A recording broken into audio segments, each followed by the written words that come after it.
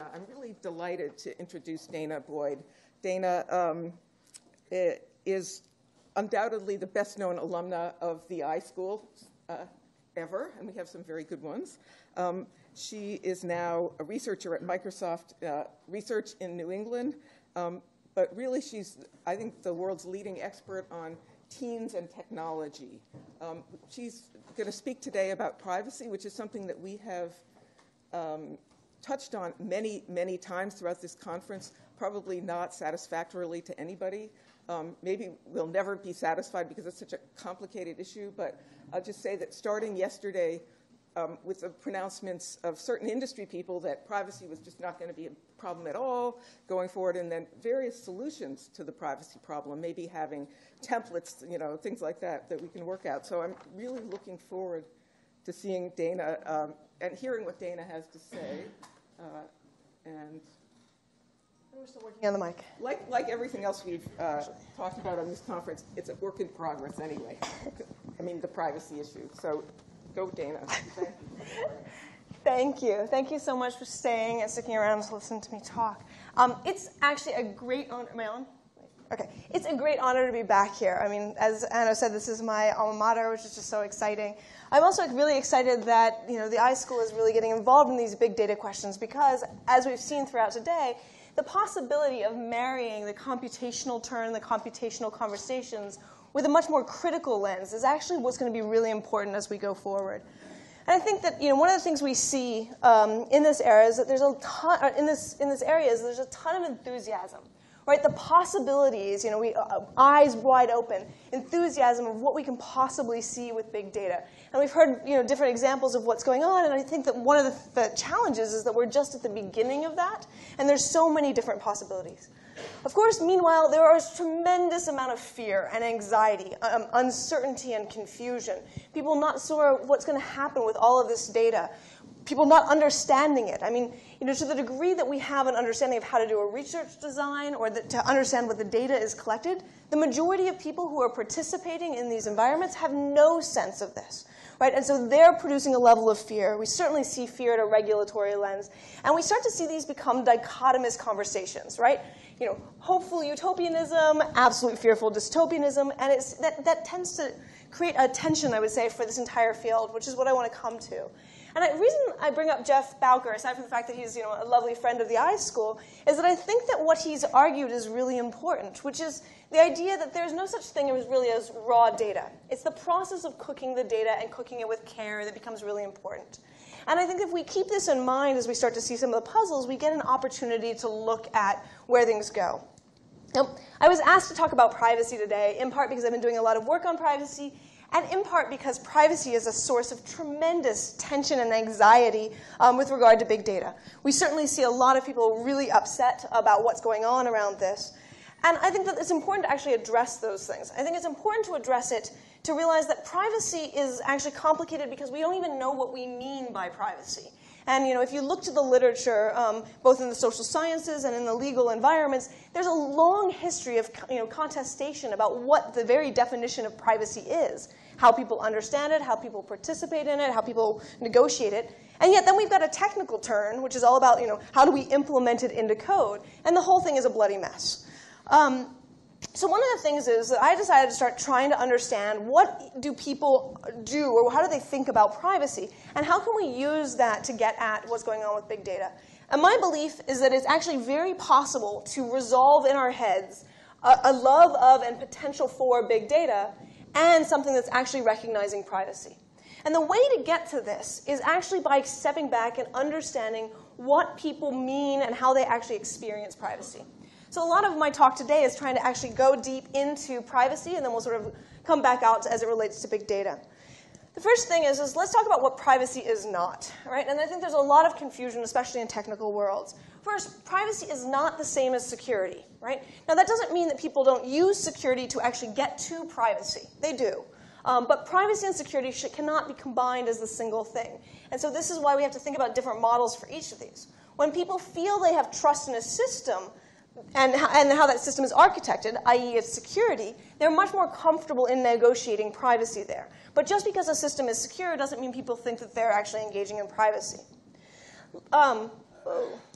Likewise, privacy is not the same thing as anonymity, right? These two are actually very different from one another once again.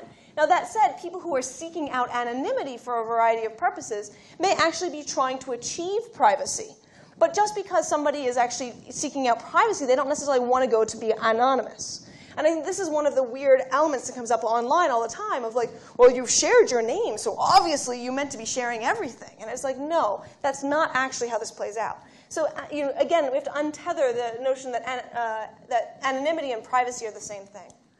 And finally, privacy is not the same as an access control list, right? An access control list is an attempt to codify privacy in a very particular technical way. But in many ways, what people are trying to achieve is more complex than that. I think that it's especially more complex when we think about this in terms of network data. And a lot of the kinds of spaces that we're dealing with are very networked. And if you think about an access control list, it's very structured and formalized in many ways in terms of individuals and their structure. So we'll come back to this. What I want to say that privacy is the way that I've been thinking about privacy is that it's a combination of people having agency, right? The ability to have a certain amount of power or agency within a particular environment, the ability to understand the environment in a meaningful way, to be able to then control how the situation operates. So what they care about is how information, controlling of information flows within a particular environment in which they have agency and in which they understand what's going on. Right? And this is actually a heavy load, and one of the reasons we see a lot of confusion and conflict. Right? Because actually having agency within an environment is really difficult. And one of the reasons I love studying young people is that they often have their agency undermined by all of us who are much older. So what does it mean for people to have agency? How do we think about them having knowledge? And what kind of control is going on? Let's hold on to this and then look at how this sort of plays out. The first thing to keep in mind is that the defaults around how to interact radically change with regard to the internet. So if we're having a conversation, a one-on-one conversation out in the hallway, right, our conversation is in many ways private by default, public through effort. Right? Now, I'm mic'd, so it's not really accurate because it would be public in much more weird ways, but our conversation has this sort of intimacy, the result of which is that in our conversation, you might choose to publicize weird parts of it, and that choice of what to make public may make me uncomfortable, but then we're actually brokering an issue of trust. Right? What happens online is in many ways a flip of this. Our interactions online in many ways become public by default, private through effort. Right? We put it out there to share. Anybody can get access to it. Anybody can see it. But we make very specific choices of what to actually restrict. And it's this inversion about what happens in a mediated world that actually creates all of these sort of fun shifts around privacy. Now, the funny thing is that doesn't mean that what we share online is necessarily as public as you might think. Right? And I remember a couple of years ago when I was looking at that blogging was like the big thing, and I was talking to Technorati, and they'd gone through all these sort of funny data sets on different things of blogging, and found that the average blog, and they did mean average, average blog was read by 6 people. Right? And you think about these blogs, these very publicly accessible things, but it's not necessarily read by everybody. So how do we think about that inversion? And the reason why I think that that inversion is really important in this environment is because as we think about these things being sort of publicly available, which data is shared in a public way, we have to make very different kinds of conscious decisions to achieve privacy. And we see people doing that. Now, the result of which is that we're also sharing tons of data increasingly in a mediated environment, right? My DNA is now all over this space, right? And I've shared that. Did I necessarily want it to be used in particular ways? That's a different matter, right? So how do we think about those defaults? Now, if we think about big data increasing all of this access, we then have to think about what does it mean in terms of the right ways to achieve privacy. So one of the moves that we've seen rhetorically in the public conversations around big data is that people will get over privacy. That privacy is done, it won't matter, people won't care. What I found really fascinating in my own work is actually people care a lot. And young people who are very much growing up with these highly mediated environments do a lot of things to achieve privacy, and I'll show some of the strategies they do.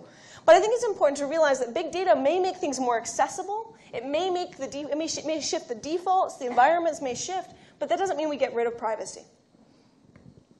So how do we start to see what happens with access?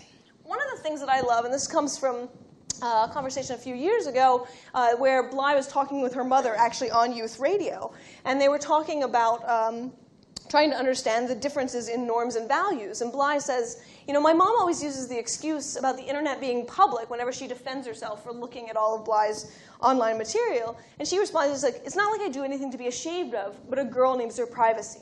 And this conversation sort of played out where Bly was talking about how she very much saw her participation in very public online social media as a way of actually being private. Because the thing is that she felt like she had some sort of control. She understood the technical affordances, but she didn't understand how to actually keep her mother out. She didn't know how to keep those barriers out. And she got more and more frustrated by things becoming very accessible through search.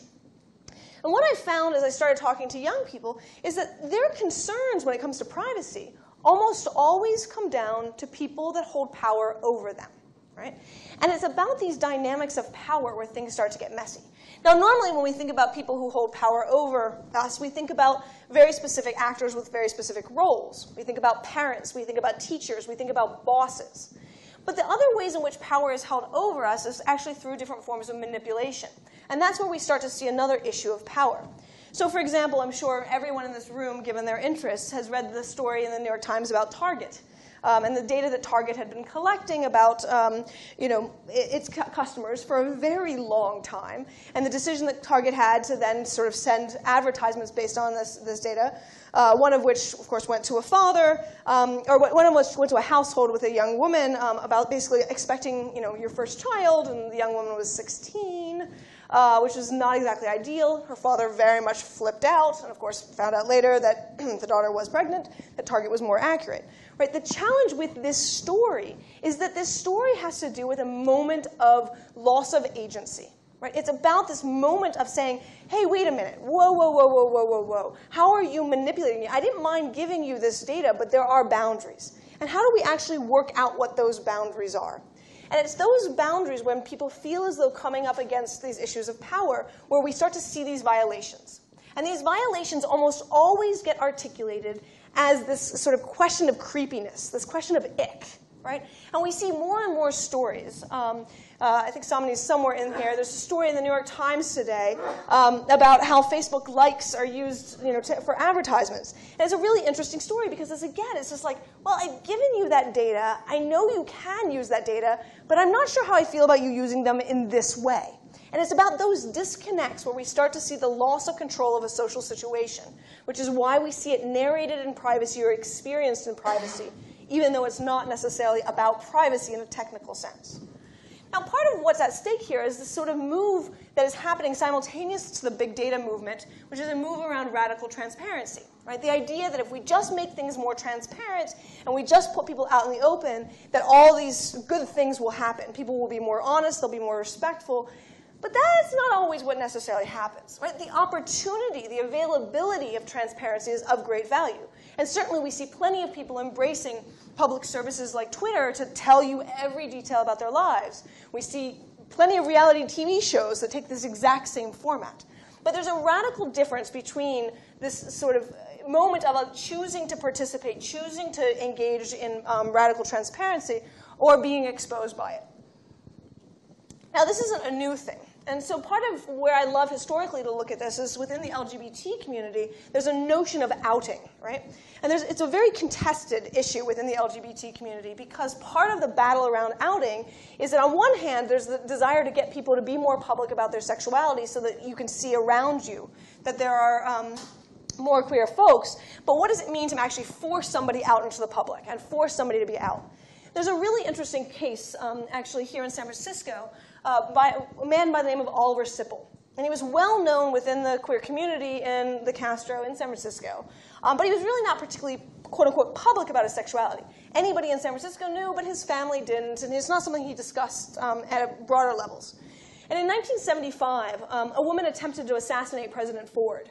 Sipple was trained as a Marine. He jumped in. He pushed the woman out of the way, the result of which is that the shot missed. Ford was saved, da-da-da-da-da.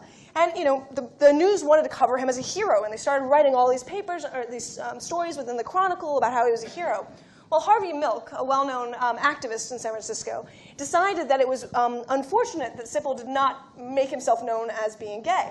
So Harvey Milk went out of his way to actually make that really visible. He outed Sipple. And he outed Sipple in a way that, even though Sipple really actively and specifically requested not to, The results were actually devastating for Sipple. The White House put distance from him. His family rejected him. He ended up suing the newspaper for an invasion of privacy, and his whole life fell apart. He ended up drinking pretty profusely, gained massive amounts of weight, and was paranoid and suicidal. He died at the age of 47. And one of the last things that he reported talking about was regretting his acts of heroism. Right? It was this moment of massive exposure, again, for this wider variety of social goods. And one of the challenges with this and this question of privacy and this question of exposure is, do the benefits to society outweigh the individual costs to people? And this is something that we're struggling with a lot of the data questions that we'll run into.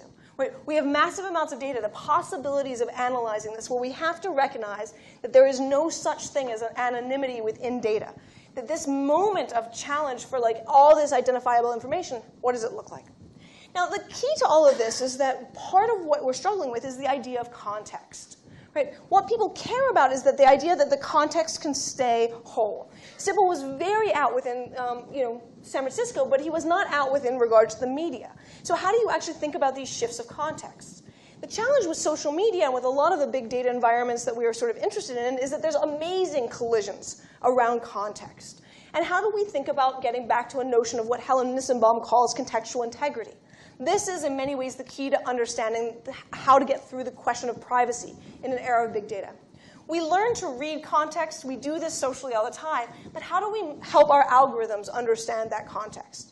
I love this sort of image because, of course, we've learned to read that the wedding is supposed to be a happy thing. Here's this woman who is signaling to us the notion of a Western wedding, well, clearly not so happy. Right? And this is those context shifts where you read this. Whereas a woman crying on the street corner would be an unfortunate thing. A woman crying in a wedding dress is a very different way. How do we start to understand where these collisions happen? And I think this is why I love actually talking to young people, is that they help me show some of these things playing out and what they do to achieve them. So one of the teenagers that I talked to is a young man named Hunter. And if you want to sort of picture Hunter in your head, for those who are old enough to remember, he was kind of like the Steve Urkel of the day, right? He was a young black man living in D.C. Who literally had his glasses broken when I met him, and he had them taped down the middle. He was very proud of the fact that he had managed to get to a school that was really focused on academic outputs. He came from a community for which that was not highly valued. And he was really struggling in social media to resolve these two worlds, right? His family, who was undocumented, his sister, who he described as quote-unquote ghetto, and his school friends who had a very different set of values. And so he would run into this problem where he would, put things up on Facebook, and he said, when I'm talking or I put up a status, I hate when people who I'm not addressing in my statuses comment on them. In my old school, people used to always call me nerdy, and that I was the least black person they ever met. And some people would say that, I say on Facebook, should I take offense to the fact that someone put the ringtone, white and nerdy is for me? And it was a joke. And of course, out comes my sister being like, oh, baby bro. And I'm like, no. Right? And what he's showing is this context collapse that happens at the very social level. Right? And so, how does he try to deal with this? The first thing he does is he tries to expect social norms to solve it. Right? My sister should just know. She should know when people that I'm not talking to are dealing with it. Eventually, he gave up. And the funny thing about how he started using the Facebook privacy settings is that it's not that he didn't want stuff to be shared. It's just that he didn't want people to comment out of context. So he started literally putting up, he was particularly into Pokemon and Legends of Zelda, which his cousins thought were really, really sort of geeky. He was very proud of them. His cousins wanted him to be playing shooter video games. So whenever he would put up shooter video games, he would make it just available to his family. Whenever he would talk about Legends of Zelda, it would be just available to his friends. And it was literally to try to resolve this context issue. Right? And context is something that we come back to over and over again with it. Of course, I've seen much more extreme strategies, and I'll give you two extreme strategies because I think they're really delightful. The first, and when I say extreme, that means that they're not widely embraced. The first was a young woman named Shamika, who found that people actually always took data out of context, and they took all of her past Facebook materials and would just reinterpret them into the present in ways that were really, really confusing and created drama. And she wanted to avoid drama at school. So what did she decide to do? Every day she would log into Facebook. She would read comments that were left for her, and then she would delete them. Right? And then she would leave comments for all these other people, and the next day she would log in, and she would retrace her steps and delete all of the comments she left for people. She tried desperately to turn this into a real-time activity, right? And it was a way for her to sort of maintain control. Another young woman named Michaela took another strategy, which is that she found that Facebook, in an effort to not allow you to delete your account or to make many hurdles to deletion, had this feature where you could deactivate your account. So every day she would log into Facebook, and when she was done with Facebook for the day, she would just deactivate her account. Right? And that meant that nobody could search for her, nobody could leave comments, nobody could leave messages. She was, for all intents and purposes, invisible. Right? And she thought about it as the super log off. Right? It was the ability to log off, and it was really gone. Right? And then the next day she would log in and start up again. And I said, well, you know, who are you worried about? And she was talking a lot. She was under state custody, and she was really worried about foster care parents sort of getting access to this and other parts of the state. And I was like, well, you know, you don't think they could get access? She's like, they leave work at 5 p.m. As long as I log in after that, it's no big deal. Right? Nighttime is mine. I was like, okay. And I said, well, and I talked to both of these girls, and I said, well, you know, anybody could copy and paste all of this content and put it up. And she's like, yeah, but if you go to that effort, that's really creepy. Right? That's just too far. Right? And is this a way of starting to try to put social signals into it, a way to repurpose technology to try desperately to achieve a kind of context that they did not feel like they could get? Now, there's much more common ways of actually achieving context, and I think that some of them are really fascinating. And one is sort of you act in certain ways around certain people, which comes back to it. So I want to tell you the story about Carmen. Carmen and her mother get along tremendously well, and she loves the fact that her mother and all of her extended family are on Facebook with her. But sometimes her mother kind of goes overboard, right? And her mother gets to be frustrating at times. And she says, her mom tends to comment on everything. And when I said, well, do you delete it? She's like, no, that would feel awkward. That would be bad. And I said, well, why don't you want her commenting? And she said, well, it scares everyone away, right? Everyone kind of disappears after the mom post. So trying to navigate mom in this space is really difficult. It was, how do I leave posts that mom can comment on and other ones that I signal are not appropriate or deal with it? Well, one day, Carmen was having a pretty crappy day. She and her boyfriend had broken up, and she really wanted to tell her friends how badly she was feeling. The thing about, little subnote, whenever teenagers want to express emotions, they like to use song lyrics. This is a really common practice because that's the best way to capture how you feel. So she was sitting there being like, well, if she put really sort of sappy, emotional, depressing song lyrics, her mother would think she was suicidal because her mother overreacted to everything. And she was just like, how do I not get my mother flipped out? Now, her mother was Argentinian and didn't actually have a lot of similar reference points around cultural material. Carmen had very much sort of been involved in a geeky community, and so she had recently watched a Monty Python movie with her friends. So she decides to put up song lyrics from Always Look on the Bright Side of Life.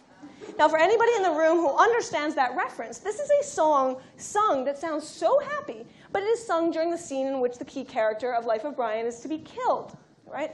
And so she puts up this song lyric. Her mother immediately writes a comment, oh, it looks like you're having a great day. And her friends immediately call her, right? Because they know what's going on, right? This is a form of encoding, and it's the most prominent way in which I've seen young people achieve privacy in a very networked environment. And the way I like to think of it is as a form of social steganography, right? Steganography being an old crypto term that means hiding in plain sight. It has a rather sordid history involving tattooing messages on slaves' heads and then sending them off after their hairs grew out. But more in daily practice today, it's about having material that is publicly accessible, but for which the meaning is not. And it's that delightful moment of making data totally available, but making it very difficult to decode. And I see this with young people all the time. It usually comes in the form of pronouns, right? And or references that you don't necessarily get. So I was sitting down with a group of teenagers, and I see these status updates, right? I'm sick and tired of all of this, and it's liked by 32 people. She's such a bitch immediately follows, and that's liked by 50 people. And I'm like, what's going on? Of course, this results in a long explanation about the dramas and who's not getting along and the boys involved and da-da-da-da-da-da. And what I started to realize is that when I started my fieldwork, looking at MySpace, I could actually interpret what I was seeing on these sites. I could tell you what the data meant. These days, I have no clue what the data meant. And it's not just because I'm getting old, although I am. It's because in many ways, young people have gotten much more strategic about how they're actually achieving privacy. They assume content is accessible, but they assume that they can hide meaning. Now, this results in some really funny interactions. One of my favorites of which came when I was sitting on a panel And a representative from Coca-Cola, the company, the brand, was really proudly talking about how they had millions of friends and they were loved and they were being followed, and everybody was paying attention to them, and that they had really especially gotten into the urban demographic, and they were sort of talking up their data, and they were proudly showing graphs of their data. And I sat there really awkwardly because I had noticed the Coca-Cola thing. And I had realized that the Coca-Cola they were talking about was not that Coca-Cola. It was not that Coke. The reason that they were so heavily friended is because people were referring to a drug. And that was not necessarily how they had interpreted the data. So this gets us to 4 points that I sort of want to leave you with as we go into discussion. Just ways that we have to deal with privacy and deal with these kinds of issues within an era of big data. The first is that we desperately need to pay attention to interpretation. What data you can get access to, what data you think you can see, doesn't mean you have any clue what's actually going on there. And I think this is going to be a big struggle for all of us, where we're going to see massive correlations between things which don't necessarily have anything to do with one another. Right? And just because you can see this data at scale doesn't mean that you actually know what's going on. Interpretation is fundamentally the most difficult thing to get around, to figure out why, the why questions. In many ways, the move towards big data is really about focusing on what and how frequently, without necessarily taking a moment to say, can we actually answer why? And I think this is why, back to the social science panel before, is one of the most beautiful moments for bringing together critical disciplines with computational ones. Because the ways of asking those questions are fundamentally different, but critical for moving forward in this space. And it's particularly true in an environment where we're going to see the massive accesses of data, but not necessarily being able to get to the meaning. The second sort of core takeaway I would say is that we need to start dealing with network data. And the reason I say this is that most of our models for thinking about privacy come from a legal standard of thinking about individual harm. Most of our understandings about privacy writ large think about the individual as the core element here. Yet one of the things that we're struggling with, and one of the places where big data really shows the challenge for us, is that most data and dynamics are actually really networked at this point. So let's just take this in a DNA moment for a second. If I decide I want to give 23andMe, my data, I can do so, right? And I've made a particular decision, but I've also just given away tons of my brother's data, right? Who's actually here in the room, which makes me so delighted. I've also given away my mother's data and my grandmother's data, my future kids' data, right? I've given away a ton of data because my data is not just mine, it's very much connected. The ideas of an ownership model, and a lot of our conversations about privacy end up going back to ownership, doesn't necessarily work when we're talking about interactions. Who owns an email chain between you and I? Who owns, the ideas of what's being liked? Who owns the aggregate data? All of this is about these networks and moments of material being, connected in really complicated ways. So one of the key things I would argue that we have to really untangle if we really want to care about bringing privacy and big data together is we need to untangle a model for thinking about networked privacy and a model for thinking about how this network data complicates all of our conversations there. I think this can be done. I think this is a fantastic theoretical challenge. And since there's a lot of amazing academics in the room, I think this is something we get to puzzle on for a while.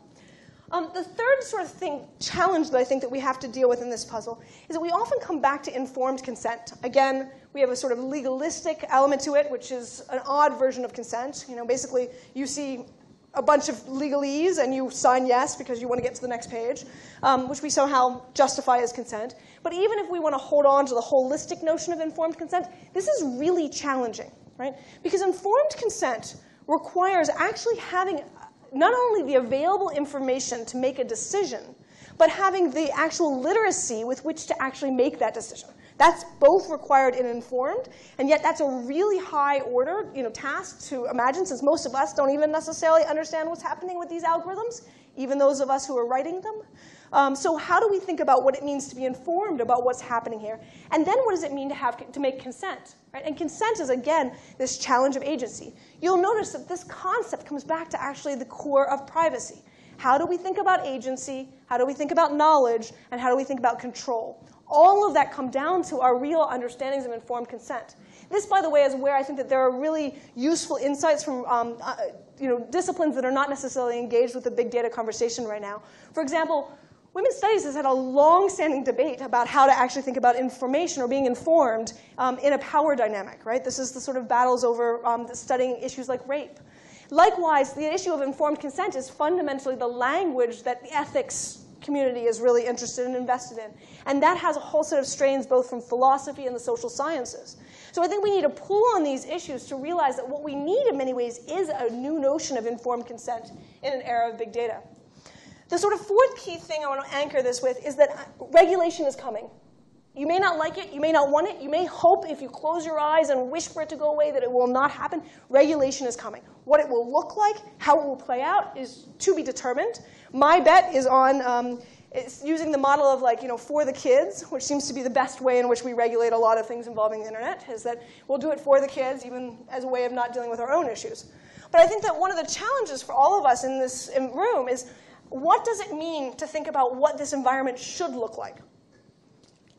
We can dream that regulation shouldn't happen, but if it's going to happen, what's the conversation we should be having? What are the right models for thinking about this? And I think that this is actually where the technical community does need to re-engage with the legal community, because the reason that regulation happens is that people are afraid.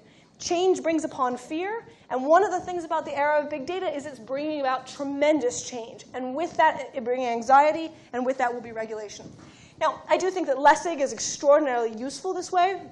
For those who have never seen his red dot, the basic idea is that there are four forces always putting pressure on and therefore regulating any particular social system. So let's assume that big data is in the middle there, right? And we have these sort of forces about what we can do technically, right? Which is the power of a lot of these conversations. What the market will actually enable or allow, or what the potential is there. And then certainly we have social norms, which is what we're often struggling with in an environment like privacy. But then we've got the law coming in and regulating what's appropriate. When these four are aligned, magic things can happen. When these four are not, absolute chaos emerges, right? And I think that one of the key issues for us is to actually bring these four back into alignment and to start not just imagining all of the good things or all of the bad things that happen with big data, but how to actually get them so that we can align these in a reasonable way. Now, I'll sort of pitch one of my things, which is that I actually think that one of the key elements here is actually getting to a model where we can actually understand usage. And the reason I say this is that, as I stated earlier in my talk, I think that there's going to be massive amounts of available information. Access is going to be easy. We're going to see access all over the wazoo. And so trying to regulate about collection, which is the current model, in many ways is going to cause huge problems. I think there's going to be a large switch to thinking about regulating usage, but I don't think we know what it looks like. And I think that this is where we see anxiety within the technical and business communities. Nobody wants usage to be regulated because people aren't sure what that means. But this is why I think that, especially in an environment like the iSchool, having a critical conversation about what that looks like is really important. I'll give you one sort of grounding bit as an example here. If you walk into my office looking for a job, right, I can collect a massive amount of information about you just for you walking in. I can collect information about your race, your gender, roughly your age, probably your national origin. I can make a lot of good assumptions. May not be accurate, but I can collect a ton of data. Right? That said, I'm not allowed to use that data to discriminate against you. Right? This is one of the places where we see law really having a usage model. Right? It says, you can collect it, but you're not going to be able to use it. Now, does that mean that I don't use it? Do I not discriminate? Psychologists will tell us all these ways in which we actually do discriminate systematically. But still, this moment of actually being very conscious about where we can use data is a really important turn. And I think it's one of the turns that we should be thinking about as we think about what's happening in big data and privacy, because I think that's one of the places where we can be helped there. So what is the right usage model? What are the boundaries? We can certainly talk about really terrible cases, things that shouldn't happen. But I think that we actually have to untangle this more holistically rather than on a case-by-case basis. And if we allow this all to happen at the regulatory level, we won't actually be able to have the critical conversations that's necessary ahead of time. So I would encourage you, especially the academics in the room, that these are the kinds of conversations we need to start having around big data, not because there are easy solutions, but because when DC blows up and is angry is not the right time to be having them. Finally, there are amazing opportunities. I am so excited by the different kinds of things that can be done with big data. I mean, as a scholar and an academic, the questions that I can ask are just so exciting. And I'm looking forward to all of the possibilities of what will come out, questions that I didn't even know we could ask, that other people will begin to.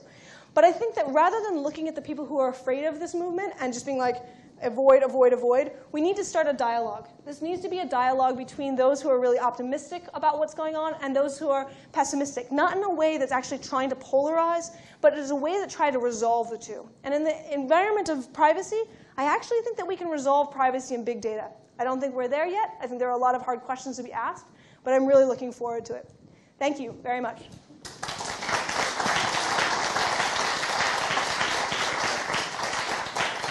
I think we have like maybe 10 minutes for questions to other people. So, is there mics coming from where? So we have two down here. Hi there. Thanks very much. You had optimistically suggested that we would be able to deliberatively think through the policy issues when Washington is not on fire. But we don't have a great history of being able to do that. So what brings you optimism that we'll be able to do that?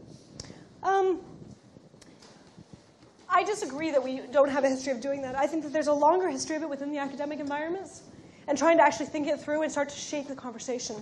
I think this is actually where we have to realize that this is a systems level issue and that these conversations are at many levels. I think that the academics need to be getting together and having these conversations. I think the academics need to be engaging with the public. And I think that engaging with the public and thinking about education and thinking about information is really important. This is where I think journalists are extremely helpful.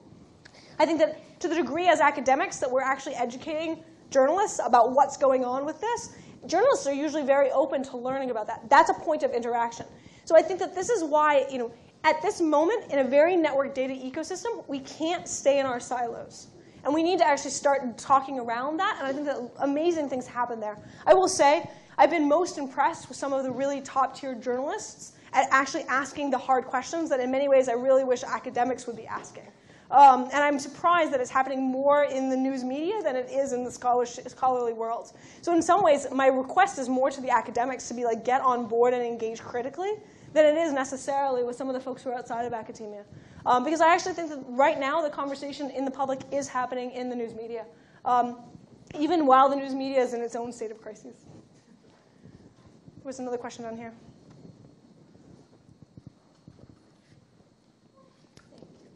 So we're talking about fear, and we're talking about optimism. And the one thing I don't really hear, and maybe you can shed some light, what exactly is it that people are fearing? I mean, I know we have a wide berth, but from your experience, what are you seeing people fearing the most? What is that?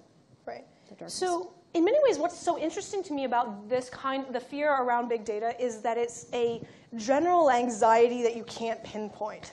Right? It's not, when you actually push people on it, and I've pushed a lot of teenagers on it, they'll get to that example of like, well, I won't get into college because of, right? Or I won't get this job, or I won't get this opportunity. And that's the thing that they can locate. But it's more this odd moment of creepiness. Something's not right, and I don't like it, right? And that's what makes it so difficult, because I think that we can talk about really explicit cases of bad things happening. But those in many ways actually turn us away from the larger question about, is this moving towards a society that we want to build? And I think that's actually why I think that this is a public good conversation as opposed to necessarily an individual harm conversation.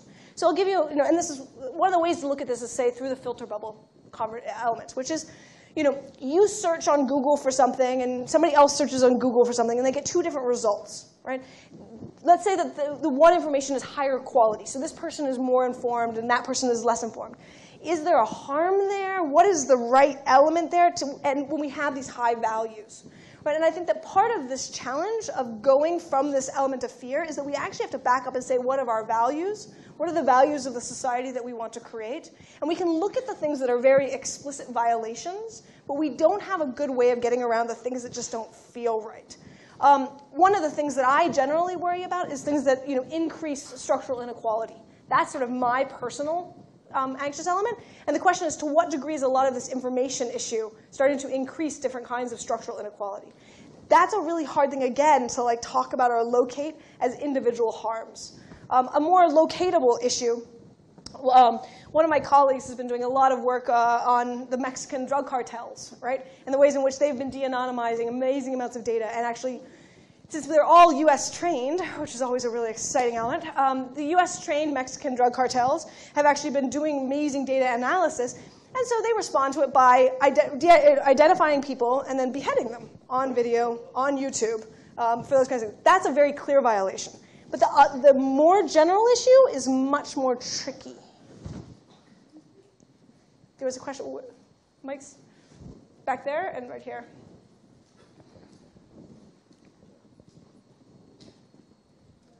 Okay, so all your examples were of English-speaking people, I guess, from the US.